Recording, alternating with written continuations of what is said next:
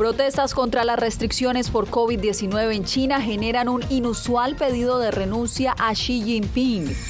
Migrantes venezolanos son desalojados de campamentos a orillas del río Bravo.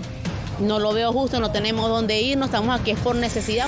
Y los avances del diálogo entre el gobierno y la oposición venezolana.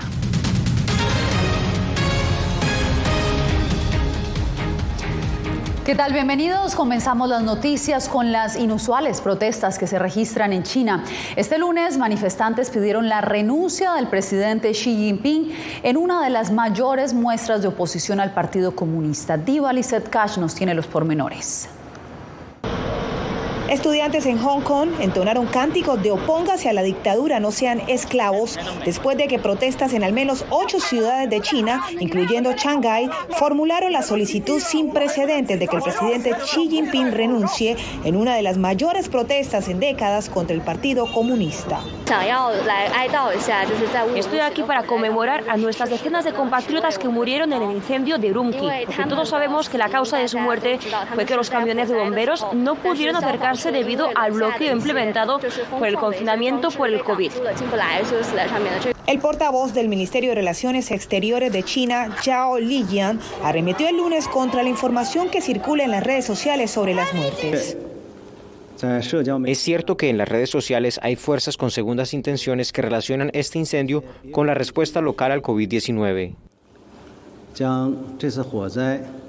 El aumento a nivel nacional, aún pequeño para los estándares mundiales y para un país de 1.400 millones de habitantes, ha impulsado a los principales líderes de China a reafirmar su estrategia de tolerancia cero para el virus, una política que, según Xi, es para salvar vidas, especialmente entre los ancianos de China, y que ahora es debatida por sus ciudadanos. Creo que es demasiado tarde y debemos cambiar las políticas lo antes posible. La política de cero COVID sigue vigente, pero el lunes China alivió algunas restricciones pandémicas, incluso en Beijing, donde los funcionarios de la ciudad anunciaron que ya no bloquearían el acceso a los apartamentos donde viven los residentes infectados. Diva Lizeth Cash, Voz de América, Washington.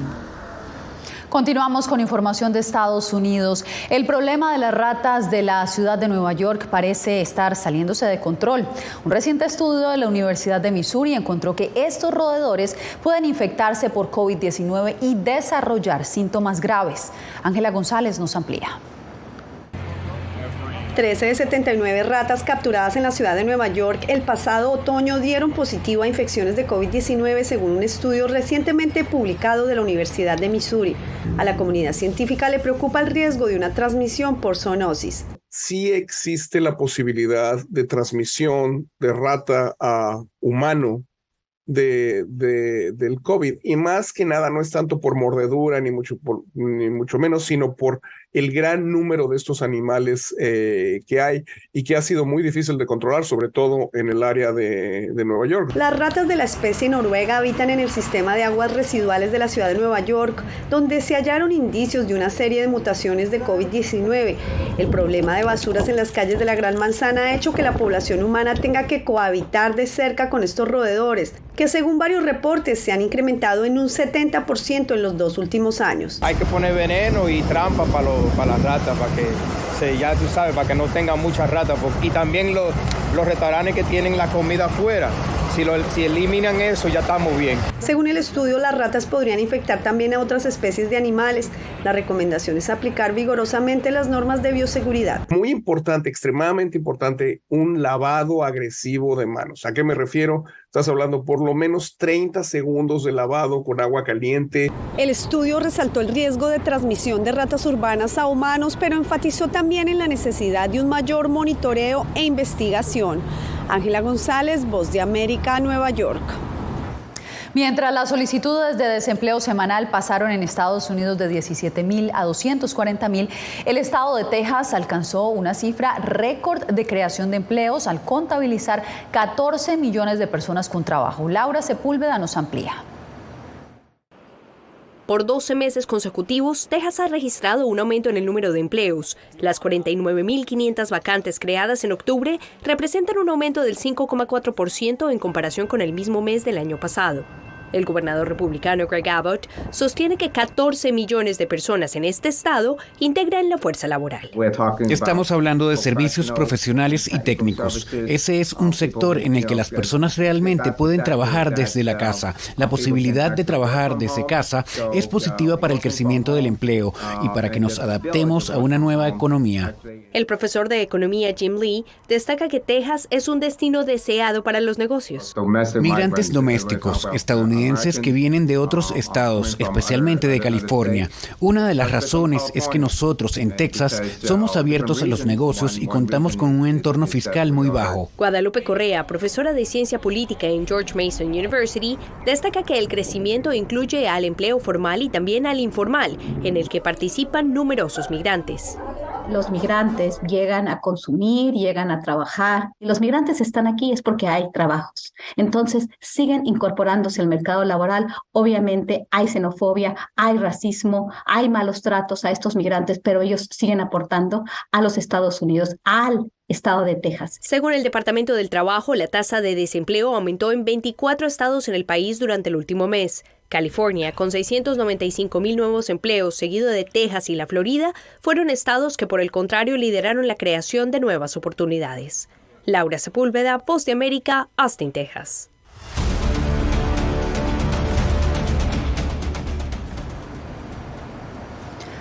Unos 500 migrantes, muchos de ellos venezolanos que buscan llegar a Estados Unidos, fueron desalojados de un campamento a orillas del río Bravo en Ciudad Juárez, México. César Contreras nos tiene el reporte desde la frontera. Entre gritos y empujones comenzó el desalojo, y es que cientos de migrantes que aún esperan del lado mexicano de la frontera un milagro para ingresar a Estados Unidos fueron desalojados por las autoridades mexicanas de sus casas de acampar. No estoy de acuerdo con todo esto, hay muchas personas, muchos bebés con cabezas rotas, caras partidas, no lo veo justo, no tenemos dónde ir, no estamos aquí es por necesidad, porque realmente lo que queremos estar es en Estados Unidos. A pesar de la fuerte resistencia, autoridades de los 3 niveles de gobierno decidieron que era momento de retirar el campamento que los últimos meses ha servido como refugio para migrantes a la orilla del río Bravo. Este es un espacio inseguro para ellos, no nomás se trata de una zona de alto riesgo, así lo ha dictaminado Protección Civil, sino que está en riesgo su salud definitivamente, y por qué no decirlo así, inclusive su seguridad. Debido al frío que comienza a pegar en la frontera, los migrantes han hecho fogatas y hasta estufas improvisadas. Las autoridades ya han recibido reportes de personas con hipotermia, pero ellos no se quieren ir. Nos piden que desalojemos el lugar, que nos vayamos a albergue, que viene el frío más violento, pero nosotros no nos queremos ir, ya que pues nosotros vemos un punto de vista que acá en este muro estamos haciendo un poco de presión a la gente de Estados Unidos para que nos puedan dejar ingresar. Luego del enfrentamiento, varios migrantes incendiaron sus carpas como protesta y algunos elementos de la policía resultaron heridos. Autoridades dieron a conocer que no todos los migrantes aceptaron la reubicación a los albergues temporales y que algunos aún permanecen en el campamento. César Contreras, Voz de América, El Paso, Texas. Bien, y como ya lo han visto ustedes, la Copa del Mundo despierta pasiones y a algunos incluso les cambia la vida. Por eso Naciones Unidas, a través del programa Gold Click Refugees, busca destacar el poder de este deporte para fomentar la inclusión de los refugiados y desplazados. Sobre este terreno abandonado, Leimer Contreras construyó una cancha de fútbol en San Antonio del Táchira, una localidad fronteriza en Venezuela, donde hoy entrena a unos 75 niños y jóvenes de comunidades aledañas. Más que deporte formamos personas, porque primero viene la formación personal, como valores, como respeto. Su familia llegó a Venezuela hace décadas, desplazada por el conflicto armado en Colombia. Por eso, no dudó en participar en el proyecto de la Agencia de Naciones Unidas para los Refugiados ACNUR, que busca documentar con fotografías el día a día de quienes han encontrado en el fútbol un aliado para alcanzar el bienestar físico y emocional. Entonces, ¿qué trata uno? Como de ayudarlos a que no estén en la calle, a que no estén en malos pasos. Claudia Pineda salió hace 7 años de Venezuela, empujada por las precariedades económicas. Gracias a su experiencia en el campo de juego, pudo adaptarse a su nueva vida en Ecuador como defensa en la oncena Independiente del Valle. Con el lente de una cámara desechable, Claudia también capturó sus vivencias en el terreno. Como te decía, el fútbol realmente transforma, que es una palabra que utilizamos mucho acá, porque no sé si de otra manera yo hubiera conseguido tener la disciplina que tengo ahora para realizar cualquier actividad. América Latina alberga a 18 millones de personas desplazadas forzosamente, quienes han escapado de realidades como la violencia de las pandillas en Centroamérica, la crisis humanitaria en Venezuela y el conflicto armado en Colombia, según datos de Naciones Unidas. Adriana Núñez Rabascal, Voz de América, Caracas. Quédese porque después de la pausa, la denuncia que hacen opositores nicaragüenses sobre aliados y familiares del presidente Daniel Ortega.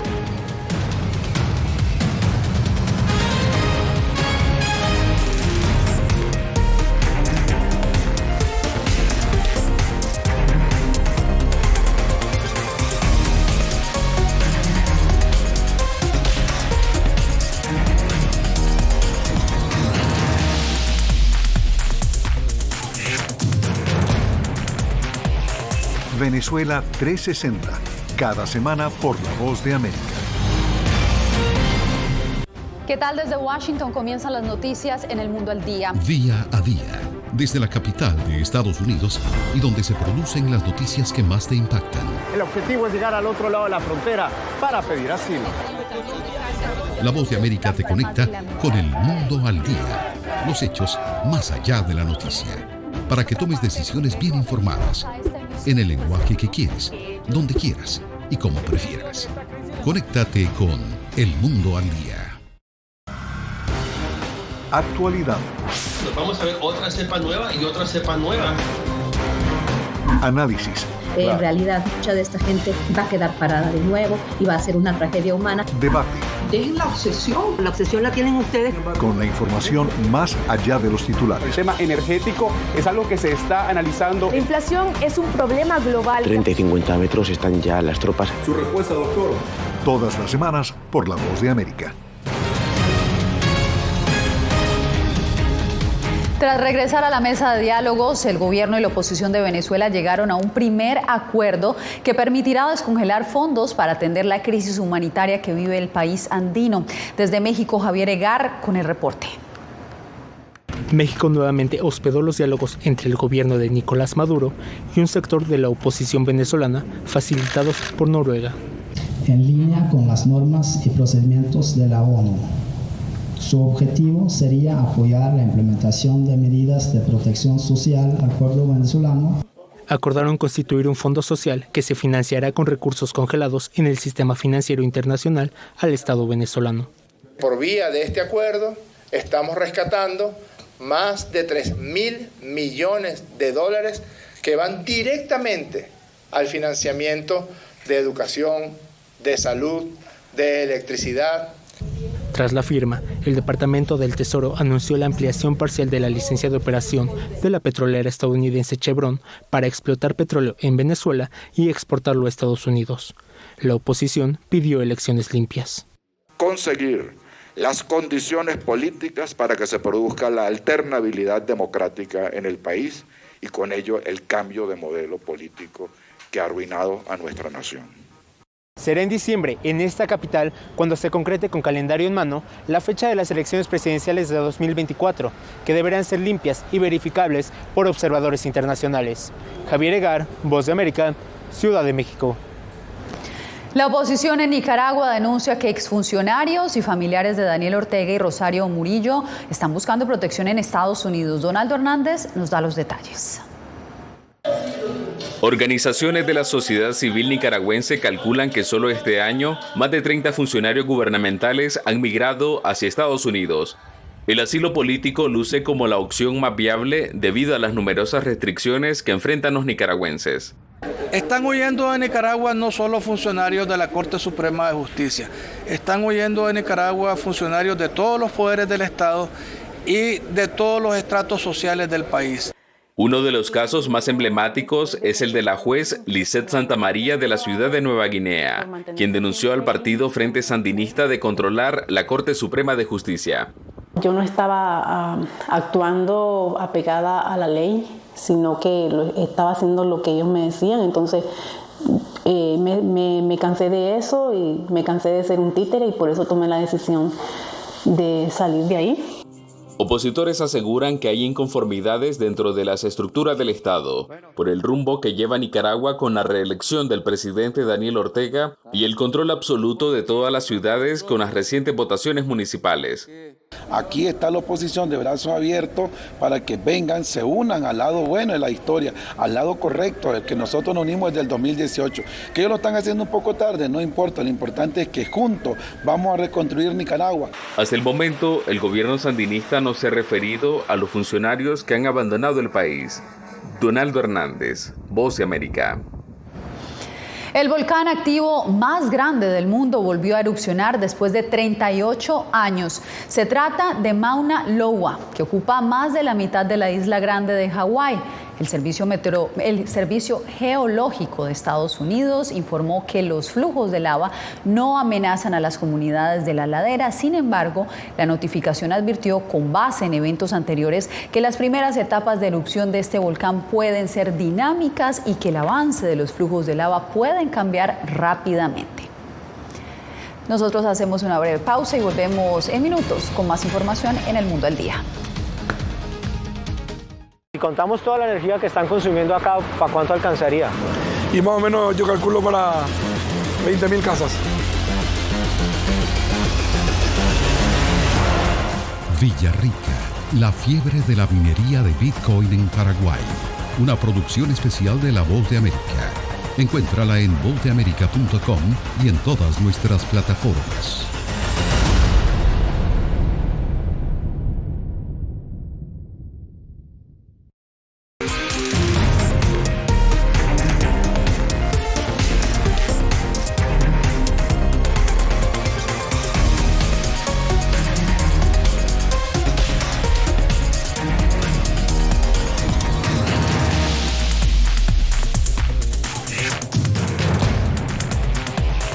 Venezuela 360, cada semana por La Voz de América.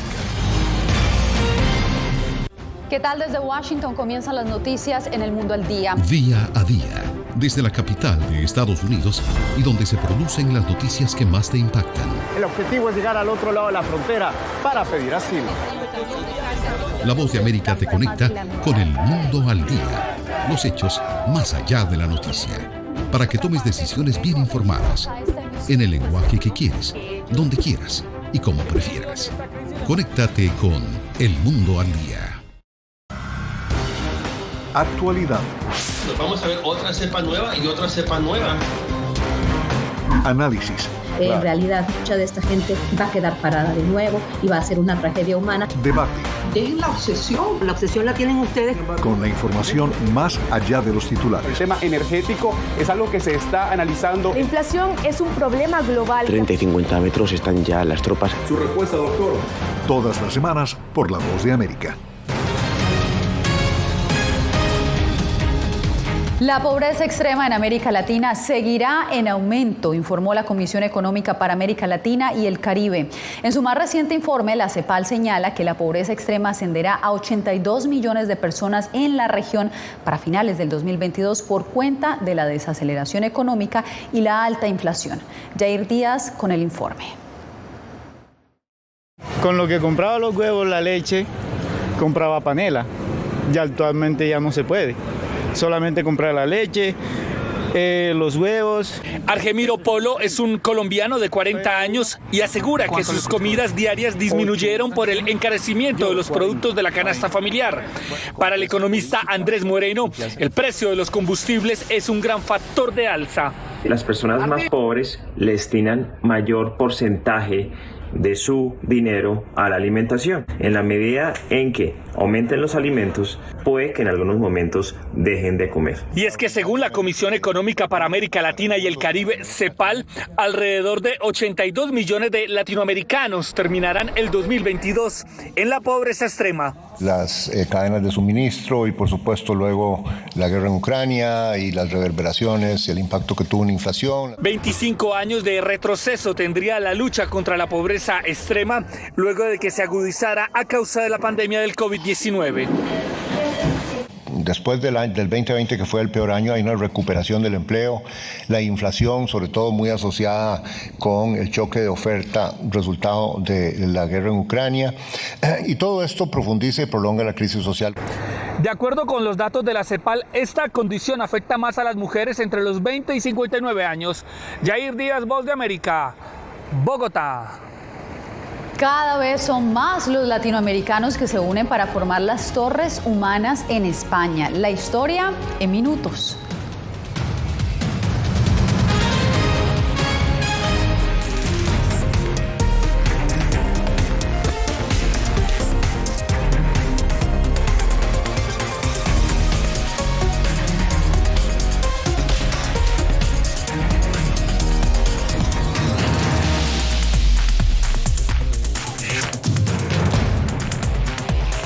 Venezuela 360, cada semana por La Voz de América. ¿Qué tal? Desde Washington comienzan las noticias en El Mundo al Día. Día a día, desde la capital de Estados Unidos y donde se producen las noticias que más te impactan. El objetivo es llegar al otro lado de la frontera para pedir asilo. La Voz de América te conecta con El Mundo al Día, los hechos más allá de la noticia, para que tomes decisiones bien informadas, en el lenguaje que quieres, donde quieras y como prefieras. Conéctate con El Mundo al Día. Actualidad. Nos vamos a ver otra cepa nueva y otra cepa nueva. Análisis. En realidad, mucha de esta gente va a quedar parada de nuevo y va a ser una tragedia humana. Debate. Dejen la obsesión. La obsesión la tienen ustedes. Con la información más allá de los titulares. El tema energético es algo que se está analizando. La inflación es un problema global. 30 y 50 metros están ya las tropas. Su respuesta, doctor. Todas las semanas por La Voz de América. En Cataluña, España, cada vez más latinoamericanos se unen a una tradición tan autóctona como los castalís, o como se conoce en español, las Torres Humanas, declaradas por la UNESCO como Patrimonio Inmaterial de la Humanidad. Julia Riera nos trae la historia. Poco a poco, los castellers van trepando por las espaldas de sus compañeros hasta construir una torre humana. Se trata de una tradición que nació en el siglo XVIII. 3 siglos después se ha convertido en una de las más emblemáticas de la zona de Cataluña y reúne tanto a locales como turistas. Todo el mundo gana aquí. Para mí, simplemente formando parte de ello, incluso como espectador, es maravilloso. A causa del aumento de la inmigración, esta actividad cada vez integra a más latinoamericanos. Uno de ellos es Gabriel, de origen uruguayo. Su papel es fundamental. Se encarga de integrar la piña o base del castillo para que sea sólida y se puedan evitar las caídas. Lo que nos demuestra es que hay que aprender a hacer un trabajo en equipo. Si uno falla, fallamos todos. Y eso es lo bonito de la piña.